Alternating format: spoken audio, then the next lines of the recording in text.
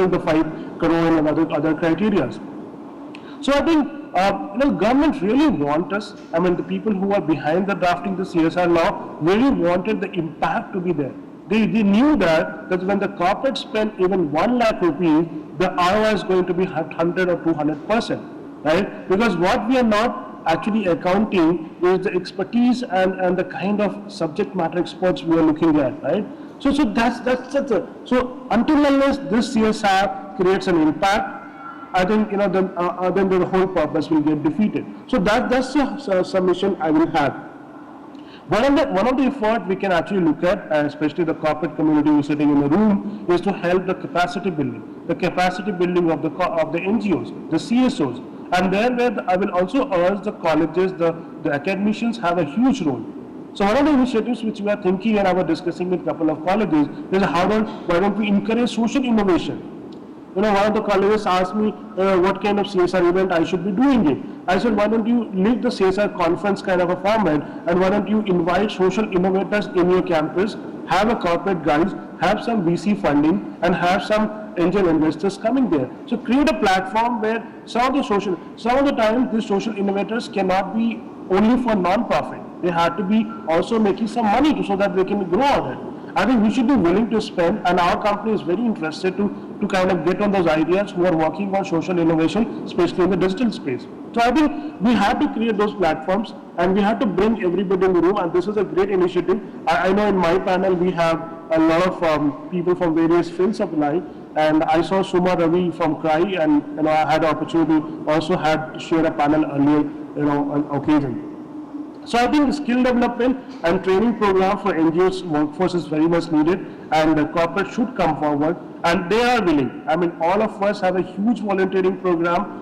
We are willing to support human resource requirement, finance requirement. You need a lot of paperwork, and our finance team, our chartered accountants, who can help you. We cannot afford to have a dedicated human resource management team. So I think that's where the partnership will happen. And the distrust and the mistrust between the CSOs and the corporate, I think, can be bridged when we actually not only ask about money. I'm always get very agitated when the first conversation starts with money. I think that should not be our case, right? Let's have some kind of partnership, understand each other. I think that's the biggest mistake NGOs does when they come and the first go they ask for money. I know money is important. It's the important for CSR. We don't deny it. But let's have a relationship first and then talk about money. That's where you grow. That's what we do with the customers. I mean, I don't go to any of our prospects and customers and say, give me the business. We actually try to tell them what's the value we bring, and then the wholesale cycles happen. Look at the magic of PPP. While we talk globally about the PPP, which is profit, planet, and people, right? Globally, the CSR also, or the sustainability also include the employees and the people. Where our PP is all about private-public partnerships, right? One of the greatest examples we have seen was the polio eradication, right? In the country of our size, getting polio eradicated could only happen because we had a huge partnership between the NGOs, the CSOs, and the government, and a bit of corporates with the philanthropic donations. Look at the example of Triple IT Bangalore, where we had most of the IT companies came forward to kind of support and fund this college. I'm sure there are many examples. You all be knowing, you're more learned than me, and I can continue talking about it. But here I'll take a pause and thank you all for patience listening, and I'll be very happy to take few questions and suggestions. Thank you so much for listening to me. Do we have any questions from him? Anybody? Thank you, Mr. Abhishek Ranjan, for the lovely talk and emphasizing on the 4 C's and the 1G, and somebody who has strongly spoken positively about why mandating. The best would be if you can type the questions. Yeah. Thank you so much. Thank you for the talk. Probably we don't have participants don't have a question, but we would like to express our deep gratitude for your time and for your thought. Thank you so much. Okay. Thank you so much. Thank you. We'll start from where we had left. As as to where we are and what is the way ahead. So as we see and as we had just reflected to where we are and where we look forward, India for all is what we dream. If we look into the social sector aspects of India, we say the government is supposed to do everything. Why are we being taxed? Probably the answer which probably comes to our mind is that with all the money that the government have and with all the sincerity, and if we assume it's 100% sincerity, the degree of social sector issues that we have, which is, we believe it's not just huge but humongous, I don't think the government would be able to solve the social sector issues without the help or the support of corporates and civil society organizations. Maybe not in terms of only resources, but it calls for the use of resources, sharing of knowledge and capacity building. Right, so we propose a collaborative mode to CSR on the basis of a collaboration in the form of resource, in the form of information sharing and in the form of capacity building. Let's spend a second on what we had reflected yesterday. There was a lot of discussion on why mandate CSR and is it good to mandate CSR? Are we destroying the voluntary spirit of CSR? We have a mandate now. Let's accept it. It's a mandate all about comply or explain. You either comply or you explain, right? So with the present scenario wherein we have a mandate, and with the mandate, how do we look forward positively and take the mandate forward is one aspect and positive thinking that we have. Where are we now? We are now with 14,000 plus companies who qualify for CSR in India, with an expectation that in the first year itself probably 20,000 crores of money would have been spent, which as per some of the data and statistics which says that only 14% of the listed companies in India have spent their CSR, the rest is not spent. So the question is, what about the unspent money? How do we take it forward? The reason is, why has it not been spent? Because organizations are struggling, are not having the structure, processes, or they do not at times, they are struggling to put the whole structure in place as per the CSR mandate. So we feel that what is the way forward is the way forward that is being even discussed by the section 135 rule. The rule 8 says the way forward is the project mode, which Dr. Srilagna will take ahead. Before we move to project mode, when we are talking about corporates, not all corporates are able to take up CSR in a right form. When I say common pitfalls, let's take the first, it's effective launch and ineffective implementation. Many corporates, they start an initiative with a grand gala opening, and at the end of the day, they do not implement the project in the right mode. Selecting an inappropriate CSR activity which is not required you to take up, and which is not required you might not end up taking a certain activity. You have a less money, but then you have got lot of external forces saying that you have to take up a certain CSR activity. You would end up taking the CSR activity and you are unable to complete it because you do not have enough sufficient resources. A weak monitoring mechanism. You take up a CSR activity, you have appointed a particular person, this is in context with major PSUs, By the time the person takes up the CSR activity, he is passionate about the activity, is posted in another department. Sadly, he has to delink himself and move into other department. The new person who comes down, he has no clue to the new initiative, that becomes a problem. So by the time he learns what about the program, how am I supposed to take care, there is a huge gap in terms of the monitoring what is happening, and the project is not as it should be. Greenwash, whitewash. Private sector. I had a friend of mine, who simply, I said, why don't you do something with the society where I am staying? He said, yeah, I'll certainly do. What will you do? Fine, I'll give you 1,000 saplings, you please plant it across the society. You know, that is how the corporates are taking it. Now, who is going to water? What is the rest of the job that has to be taken up? Just giving a particular thing and then forgetting about it. I have done a very good greenwash by having 1,000 saplings been distributed.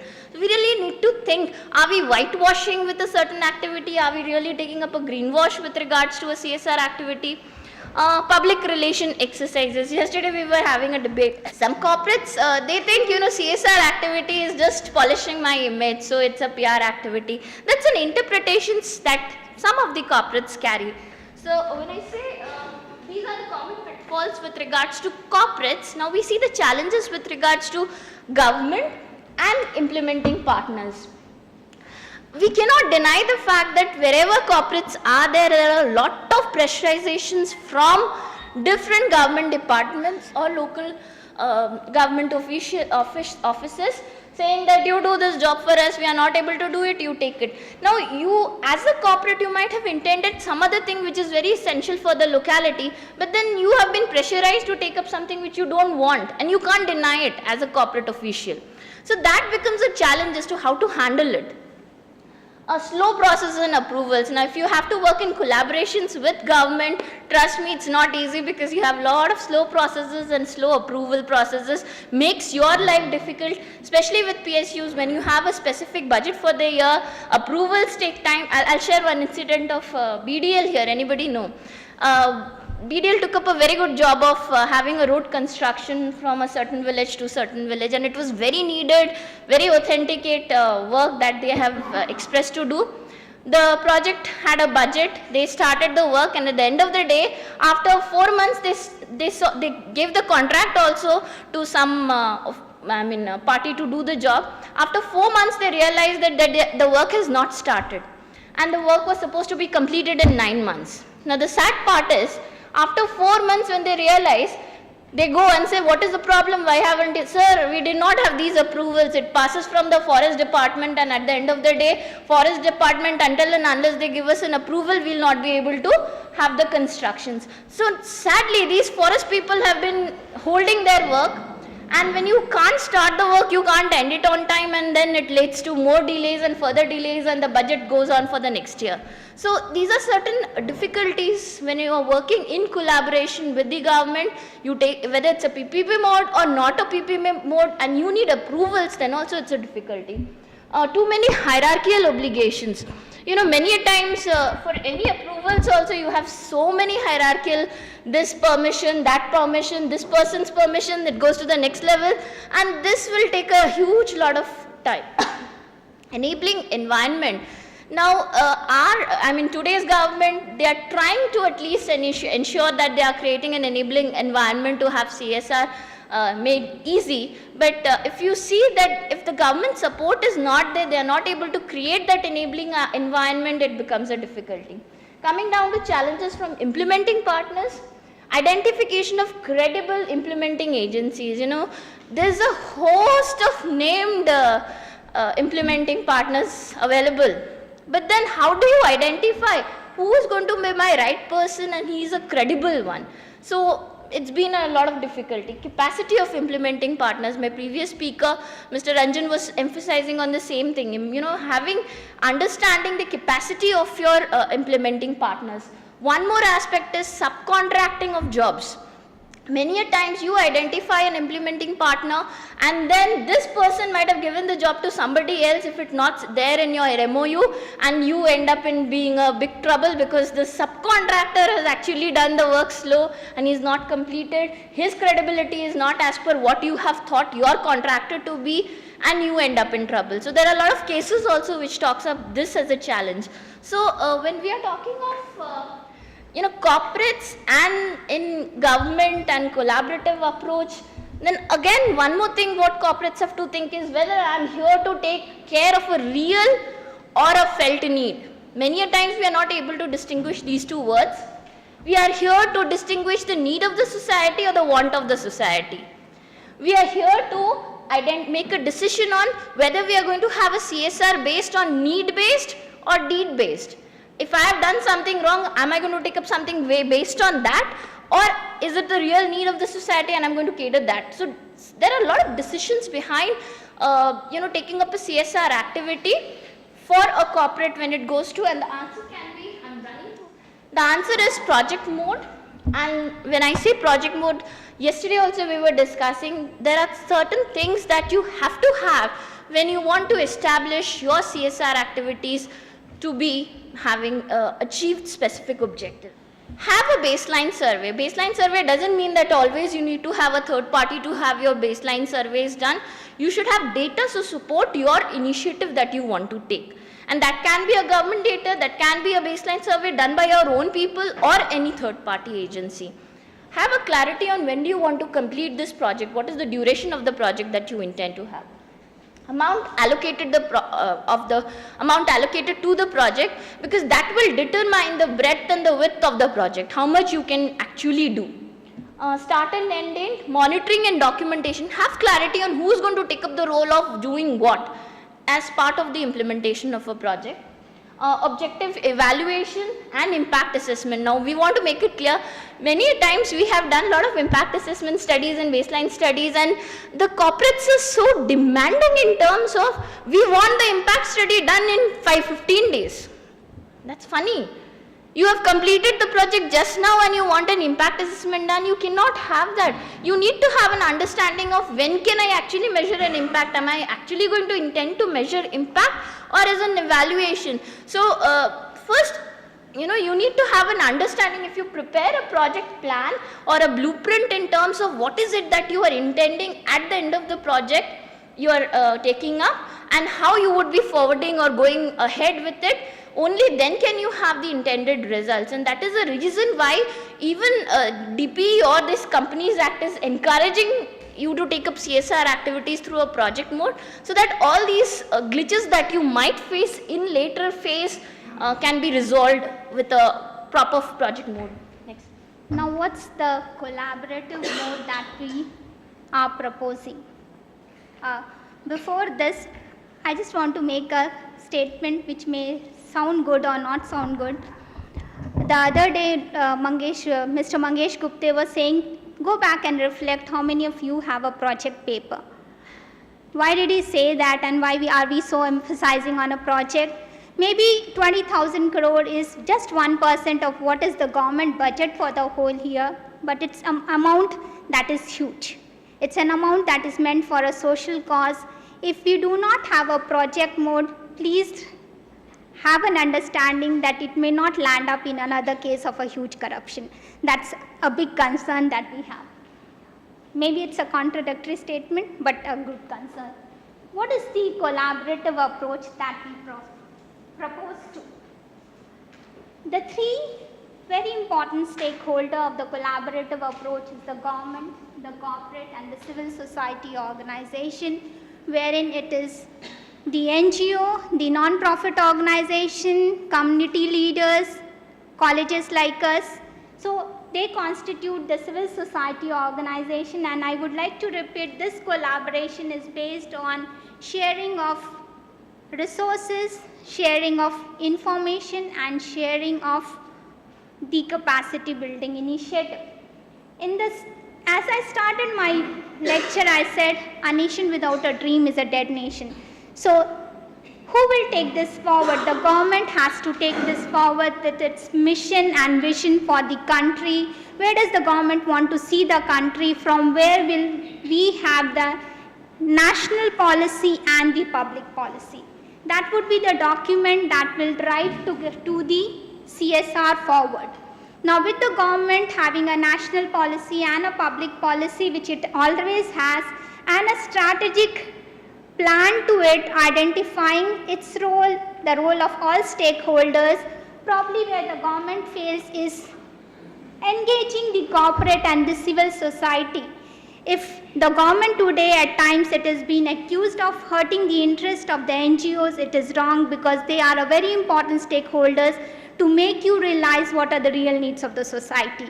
So you have to understand the importance of all your stakeholders, your civil society and corporate. In the process of policy formulation, you have to take together civil society organization, which will help the government in terms of understanding the ground reality. It's not about policies. We have beautiful policies. Where we fail is the implementation. So engaging it, when we talk about government, it is a government making a comprehensive policy in line with the civil society organization, which will help them to understand the ground realities. And when it comes to how does the civil society helps the corporate, it will help the corporate in terms of its baseline surveys, so that the corporate can understand what is the need of the society, and the corporate in terms of the government would be dovetailing or synergizing with the government initiative. There are a number of projects. We would like to share one private sector and one public sector. Ajim Premji or Corporation or the Ajim Premji Foundation is partnering with the Sarv Shiksha Abhiyan. EduCorp is partnering with the Sarv Shiksha Abhiyan in Assam. So what are these doing? They are dovetailing the initiative of the government. The other day we heard about Akshay Patra.